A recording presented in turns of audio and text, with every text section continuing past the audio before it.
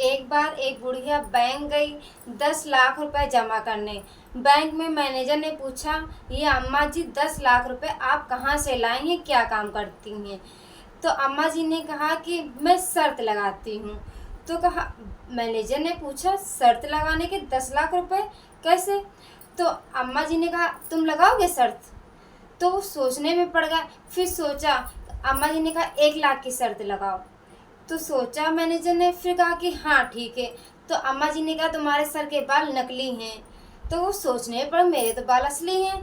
तो अम्मा जी ने कहा कि शर्त लगाओ 1 लाख की कि तुम्हारे बाल नकली हैं। तो उसने मैनेजर ने कहा ठीक है। तो कहा हम कल आएंगे, कल हम आएंगे वकील को लेके। मैनेजर रात भर सोचता रहा, रात भर उसको नींद नहीं है कि मेरे सर के बाल तो असली हैं, पर अम्मा जी तो कह रही थी नकली हैं, विब लगाए हो, ऐसा क्यों कह रही थी?